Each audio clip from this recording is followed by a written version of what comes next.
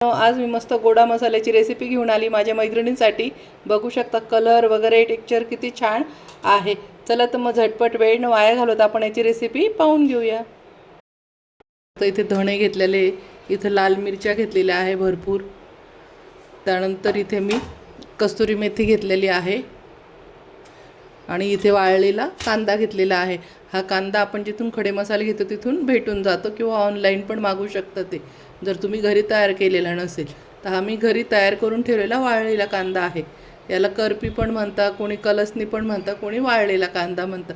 So असो तुमच्याकडे जे म्हणत असेल ते। तर हा वाळलेला कांदा। त्यानंतर इथे मी सगळे आपले खडे मसाले घेतलेले आहे।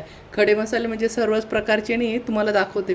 इथे मी जिरे घेतले आहे, इथे शहाजिरे, इथे मी दगडी फूल घेतला आहे, ही कबाब चिनी घेतलेली आहे, त्यानंतर चक्री फूल घेतलेलं आहे आणि इथे मी लवंगा घेतला आहे, हिरवी वेलची आणि काळी मिरी घेतली, इथे दालचिनी घेतलेली आहे आणि इथे तेजपान घेतलेलं आहे।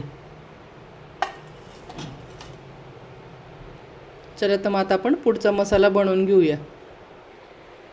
कढई तापली, त्यामध्ये सर्वप्रथम आपण कांदा टाकून घ्यायचा आहे। कांदा थोडासा भाजून घेऊया।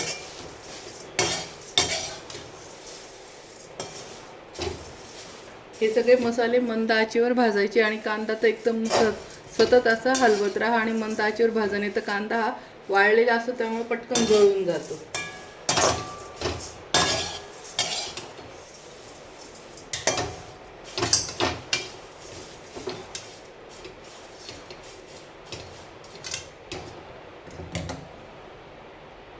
अशा पद्धतीने कांदा भाजून घ्यायचा आणि कांदा जेव्हा गरम असतो आता कढईत तर हा वातडा लागतो, तर हा पूर्ण थंड होऊ द्यायचा आहे। थंड झाला का एकदम कुरकुरीत बनतो की हाताने पण चुरला तरी बारीक चुरा होतो। तर हे लक्षात ठेवा, कांदा जेव्हा भाजतो आपण आणि गरम असतो तर तेव्हा हा नरम पडेला असतो। तर असं समजायचं नाही की हा भाजला गेलेला नाही, हा पूर्ण भाजला गेलेला असतो। एका ताटात मोकळा करून ठेवायचा असतो, थंड झाला की हा एकदम कुरकुरीत बनतो। चला तर मग आता आपण हा काढून घेऊया, मस्त भाजला गेलेला आहे। आता हा काढून घेते। अशा पद्धतीने भाजून आणि एका ताटात काढून घेतला आहे। आता धणे टाकून घ्यायचे आहे। धणे पण बारीक गॅसवरच भाजायचे आहे, जास्त जाळायचे पण नाही, ब्राऊन कलरचे करायचे फक्त।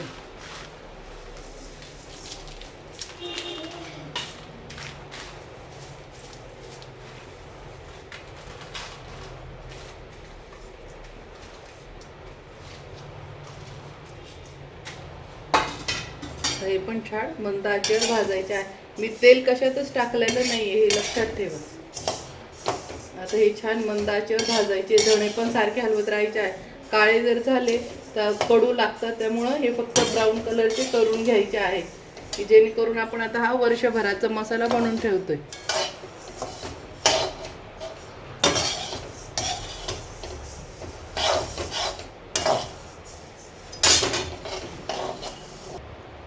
धणे हे असे हिरवेच घ्यायचे आहे, गावठी। तुम्ही बघितलं आहे मी धणे खूप हिरवेगार घेतलेले आहे। ते पिवळे पण येतात पण ते घेऊ नका, त्याच्याने नॉनव्हेजच्या भाज्या इतक्या सुंदर बनतात। त्यामुळे घेताना गावठी धणे आणि एकदम छान हिरवेगार पाहून घ्यायचे आहे।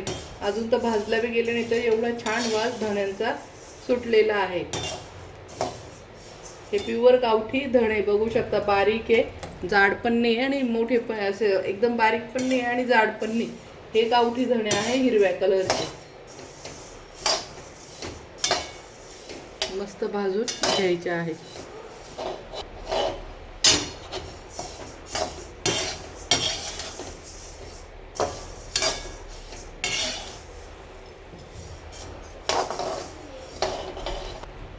मस्त आता हे पण बघू शकता आपले धणे छान भाजल्या गेलेले आहेत। आपण हे पण एका ताटामध्ये काढून घ्यायचे आहे। आता हे धणे काढून घेऊया। हे सर्व खडे मसाले टाकून घ्यायचे आहे, सर्व एकत्रच भाजायचे आहे।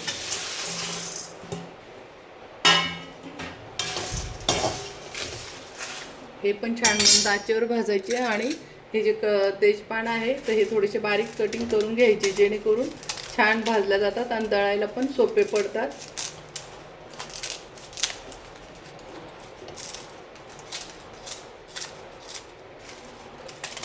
अशा पद्धतीने बारीक सगळे चिरून घ्यायचे आहे।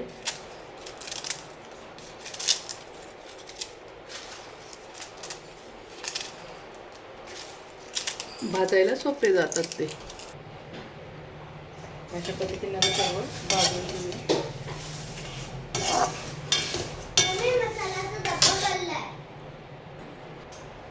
अशा पद्धतीने आता सर्व भाजून घ्यायचं आहे.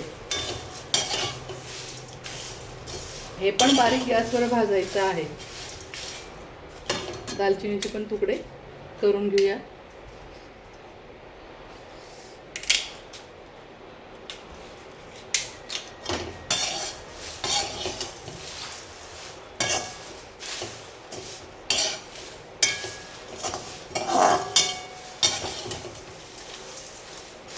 मस्त असं छान खमंग भाजून घेऊया. आज मी एका टायमाला 2 मसाले बनवते. एक धणा पावडर पण बनवते आणि गोडा मसाला पण बनवते की नॉनव्हेजला खूप छान चव येणार आहे. दोन्ही व्हिडिओ आज एक उद्या एक असा येणार आहे. दोन्ही व्हिडिओ पाहायचे आहे कारण की एकाच दिवशी 2 व्हिडिओ न टाकता व्हिडिओ खूप लांब होईल म्हणून याचे मी 2 भाग केलेले आहेत. धणा पावडर पण आणि हे पण गोडा मसाला पण. आणि हे माझी आता मी मागे पण टाकलेला आहे व्हिडिओ.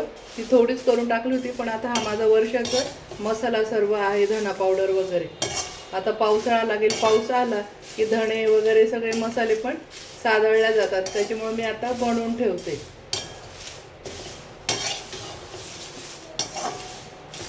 मस्त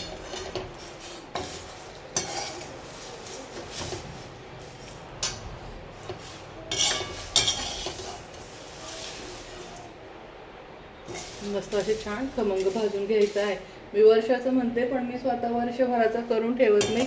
मी 2 महिने पुरेल एवढाच मसाला करत असते. दर 2 किंवा 3 महिन्यात करत असते. शक्यतो 2 महिन्याने करत असते कारण की मसाला हा जर वर्षभर जर केला राहतो छान पण त्याची काही 5-6 महिन्यानंतर चव हळूहळू कमी होऊन जाते आणि पुरा पण दिसतो पण चव नसते. आणि जो आपण हा मसाला 2-2, 3-3 महिन्याचा करतो तर चव भाज्यांना खूप छान येते. भाज्या सर्वच करतात पण मसाले वापरण्याची पद्धत, मसाले टिकवण्याची पद्धत आणि मसाला कसा बनवतो याच्यावर अवलंबून असतात. हे म्हणायचं राहतं की आपण वर्षाचं करतो पण वर्षाचं करायचं नाही. आता मी पावसाळ्याच्या सोयीसाठी थोडा जास्त करते. 3-3.5 महिने पुरेल मला एवढा मसाला. त्याच्यानंतर मी पुन्हा करेन. आणि थोडासा पाऊस उघडला 2-3 दिवस पाऊस नाही ऊन पडलं तर त्यावेळेस पुन्हा हा मसाला करून ठेवायचा आहे पटकन.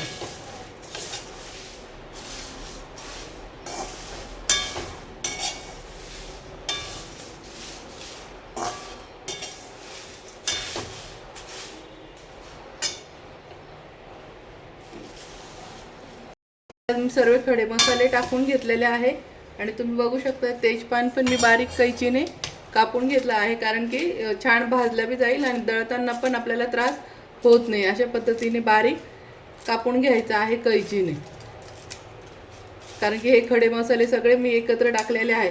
मग तेजपानमुळे खूप प्रॉब्लेम येतं. भाजला जात नाही, मसाला जळला जातो. अशा पद्धतीने मस्त बारीक करून घ्यायचं आहे आणि वाटायलाही सोपं जाईल. दालचिनीचे पण तुकडे करून घ्यायचे आहेत.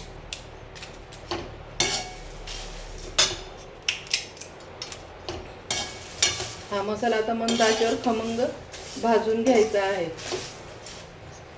आणि शक्यतो धणा पावडर ही तुम्ही फक्त 3-3 महिन्याची किंवा आता पावसाळा लागेल म्हणून 4 महिन्याची करून ठेवायची आहे.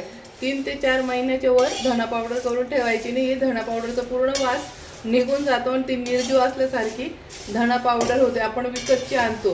तुम्ही बघितलंय का त्या धणा पावडरने कधी भाजीला चव आली का किंवा तर्री राहिली का तशी? तर कधीच नाही. आणि ती निर्जीव होऊन जाते आणि त्याचा वास पण ओढून जातो. शक्यतो 3 ते 4 महिन्याचीच करा. आता पावसाळा लागणार आहे म्हणून मी 3-3.5 महिने किंवा ही 2.5 महिने मला जाईल तेवढीच बनवते मी जास्त बनवणार नाही. पाऊस उघडला 2-3 दिवस ऊन पडलं तर त्यावेळेस मी पुन्हा धणा पावडर बनवून ठेवते ताजी. म्हणजे भाजीचा वास खूप छान येतो आणि भाजीला चव पण येते आणि छान तर्री पण राहते. त्याच्यामुळे शक्यतो तुम्ही पण वर्षाची करून ठेवू नका. मस्त बघू शकता दगडी फूल पण किती छान फुललं आहे. अशा पद्धतीने मस्त सर्व खमंग वास सुटेपर्यंत मसाला भाजून घ्यायचा आहे, जाळायचा पण नाही. यात मी तेल टाकलेलं नाही, कोरडाच भाजून घेते. कारण की धणा पावडर करताना मसाले भाजायचे याच्यात तेल आपण टाकत नसतो.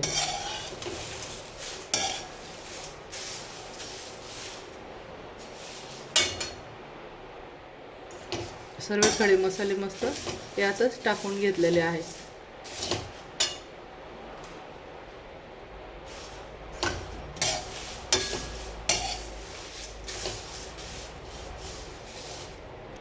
चला तर मग मसाले आता छान भाजले गेले आहे. हे काढून घेते आणि पूर्ण थंड झाले की आपण दळून घेऊया. आता इथं आपल्या मिरच्या भाजून झाल्या आहे. आपण आता ह्या काढून घ्यायच्या आहे. मिरच्या ह्या गरम असल्यावर वातड्याच असतात आणि थंड झाल्या की ह्या कुरकुरीत बनतात. तर चला तर मग आता आपण मिरच्या काढून घेऊया. हे झालंय आता आपलं सर्व. आता हे झाले सर्व आपले मसाले छान भाजणं. आता हे सगळे छान मसाले भाजणं झालेले आहे. मिरच्या पण भाजून आणि कढईतून काढून घेतलेल्या आहे मस्त गरम. आता ह्या वातड्याच आहे. थंड झाल्या की ह्या एकदम कडक बनतात. त्यामुळे गरम असल्या तर ह्या मिरच्या वातड्याच असतात, त्याच्यामुळे खूप वेळ भाजू नका. तर ह्या झाल्या आहे भाजणं. आता सर्व मसाले कांदा वगैरे सगळं आपलं थंड होऊन जाऊ देऊया आणि मिक्सरमध्ये दळून घेऊ. सर्व मसाले थंड झाले. आता असे मिक्सरच्या भांड्यात घेऊन सगळे आपण एकत्र करून दळून घ्यायचे आहे. वेगळे वेगळे करायची गरज नाही. अशा पद्धतीने आता सर्व आपण मिक्सरमध्ये बारीक करून घेऊ मसाला. मस्त बघू शकता कलर किती छान आला आहे. आणि अशा पद्धतीने बारीक करून घ्यायचे आहे आणि चाळणीने काही गाळण्याची गरज नाही. इथे कांदा बघू शकता किती छान थंड झाल्यानंतर हाताने सुद्धा बारीक चुरा होऊ राहिला. तो पण आता एकत्र करून घ्यायचा आहे धण्यामध्येच. पुन्हा आता सर्व आपण एकत्र टाकून घ्यायचं आहे.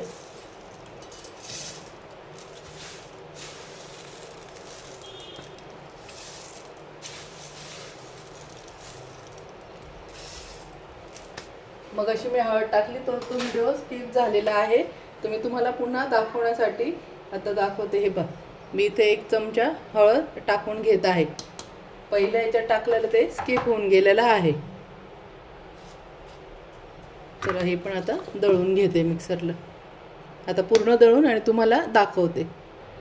आता इथे मी सगळं हे कांदा वगैरे एकत्र करून सगळं आता मिक्सरला दळून घेते आणि लास्ट तुम्हाला दाखवते, कारण की व्हिडिओ खूप मोठा होऊन जाईल नाहीतर. आता हे सगळं मी दळून घेते आणि लास्ट पूर्ण झाल्यावर एंडला तुम्हाला दाखवेल. तर मस्त हा झाला आपला गोडा मसाला. बघू शकता कलर पण किती छान आलेला आहे आणि हा चवीला पण खूप भन्नाट झालेला आहे. तर चला तर मग मैत्रिणींनो, भेटूया अशाच नवीन नवीन रेसिपीमध्ये. तोपर्यंत बाय बाय. आणि माझ्या अशाच नवीन रेसिपी पाहण्यासाठी मसाल्याच्या परत भाज्यांच्या, तर माझ्या चॅनलला लाईक करा, सबस्क्राईब करा आणि शेअर करा.